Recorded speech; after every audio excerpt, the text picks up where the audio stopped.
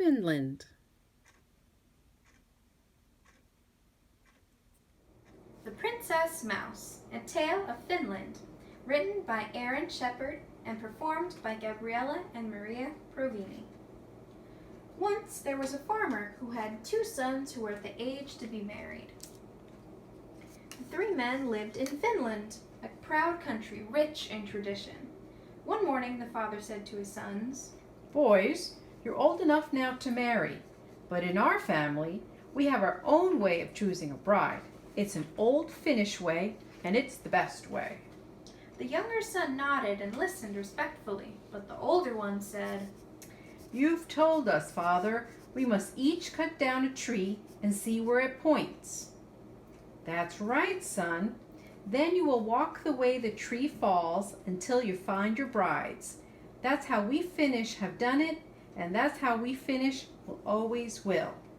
Now, the older son already knew who he wanted to marry. He also knew how to cut a tree so it would fall in a certain direction. So, when the time came to cut his tree, it fell and pointed to the farm where his sweetheart already lived. The younger son, whose name was Mikko, didn't have a sweetheart. He would try his luck anyway. Wherever the tree fell and pointed to, he'd follow his destiny. Mikko cut his tree, and it pointed to the forest. "Good job, Mikko. What bride are you going to find in the woods? A wolf or a fox?" Never mind, I'll find one. You'll see. The two young men went their separate ways then, and Mikko walked through the forest for hours without seeing a soul. But at last he came to a cottage deep in the woods.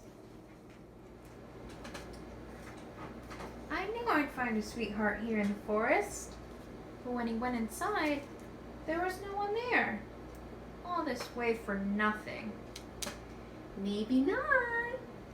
Mikko looked around, but the only living thing in sight was a little mouse on a table. Standing on its hind legs, it gazed at him with large, bright eyes. Did you say something? Of course I did. Now, why don't you tell me your name and what you came for? Mikko had never talked with a mouse, but it felt only polite to reply.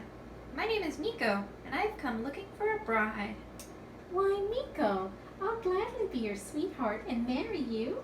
But you're only a mouse. That may be true, but I still love you faithfully. Besides, even a mouse can be special. Come feel my fur.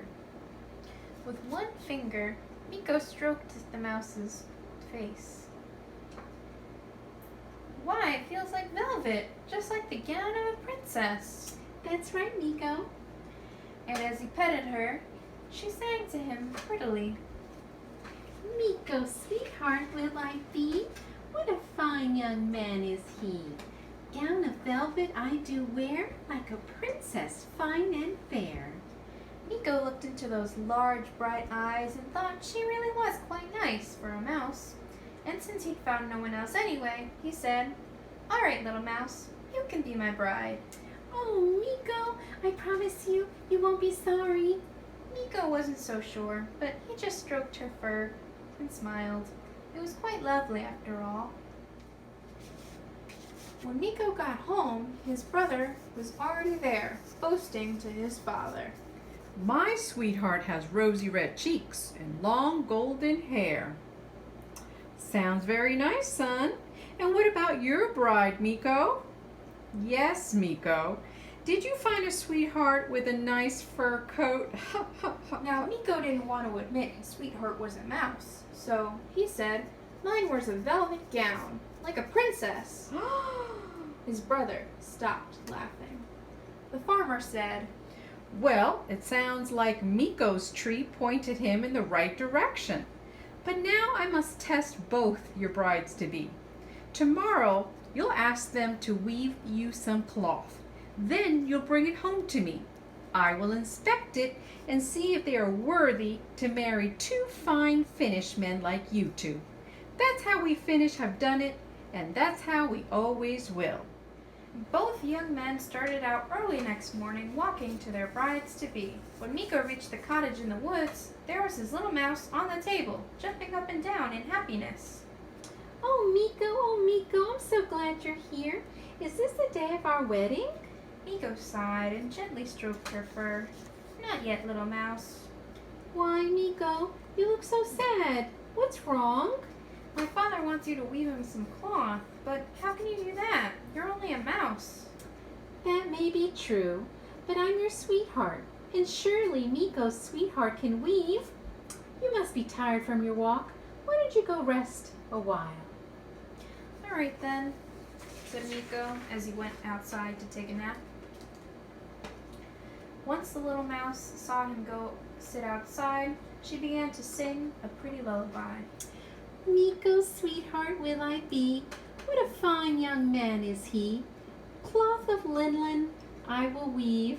I'll be done before he leaves. When the little mouse was sure Miko was asleep, she picked up a bell on a cord and rang it. Out of mouse holes around the house poured hundreds of mice. They all stood before the table, gazing up at her. Hurry, each of you, fetch a strand of finest flax. The mice rushed from the cottage. Then 1, 2, 3, each mouse returned with a strand of flax.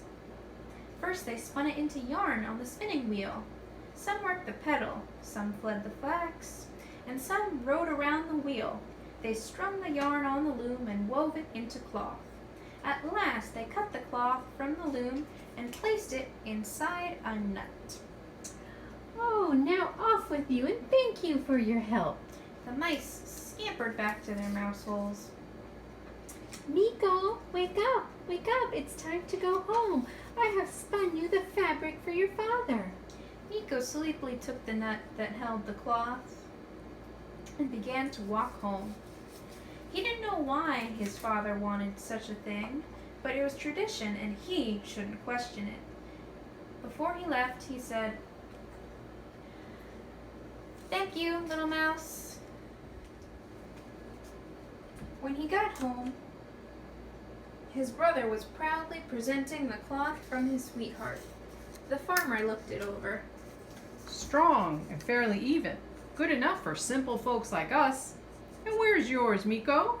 Miko blushed and handed him his piece of cloth wrapped inside the small nut. Wow, look at that. Miko asked for cloth and his sweetheart gave him a nut. But the farmer opened the nutshell and peered inside. Out came the linen, fine beyond belief. It kept coming too, yard after yard after yard.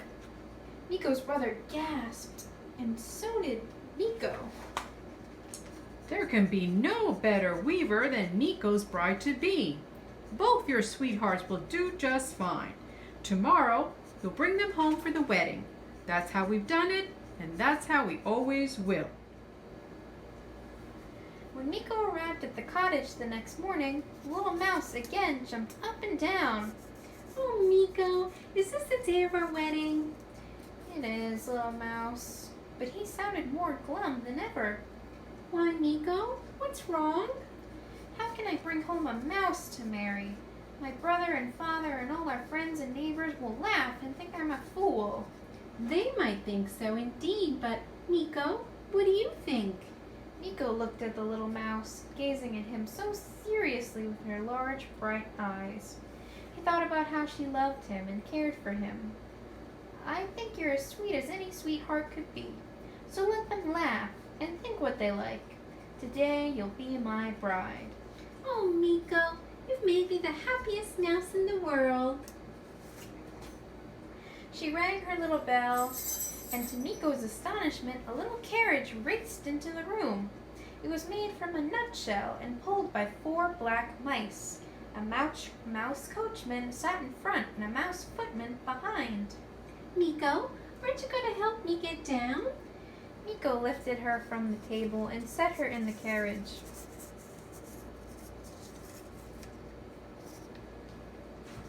The rats took off and the carriage sped from the cottage. Miko followed from behind.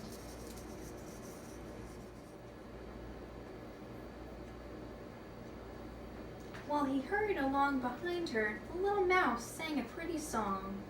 Miko's sweetheart will I be, what a fine young man is he. In a carriage I will ride, when I go to be his bride. At last they reached the farm and the spot for the wedding, which was on a bank of a lovely, swift-flowing stream. Everyone was waiting and ready for the double wedding. All that was missing was Miko's future bride. They all grew silent and stared as a little carriage arrived. What's this? This is the most ridiculous thing I've ever seen. And with one quick kick, he sent the carriage, the mice, and Miko's bride into the stream. Before Miko could do something, they were all swept away. What have you done? You've killed my sweetheart. She may have been your sweetheart, but she's a small mouse. She may have been a mouse, but she was my sweetheart, and I love her. He was about to fight his brother when his father called out, Miko, look! Miko turned around and, to his amazement, saw 4 black horses pulling a human-sized carriage out of the stream. A coachman sat in the front and a footman behind, and inside was a lovely princess in a gown of velvet. The carriage rode along the bank and stopped right before them. Miko, aren't you going to help me get down? Miko stared blankly a moment, and then his eyes opened wide. Are you the little mouse? I surely am, but I'm no longer a mouse. A witch has enchanted me, and she put a spell on me that could only be broken by someone with a good heart who wants to marry me. Do you still love me, Miko? Will you be my groom? A grand wedding was held. The next day, the princess brought Miko back to her cottage, but it was a cottage no longer. It was a castle filled with hundreds of servants, and there they made their happy home. And if Miko and the princess had any sons, you'd know just how they would go about choosing their brides. The end. A special thank you to Aaron Shepard for his edition of The Princess Mouse, A Tale of Finland, which we have presented you today.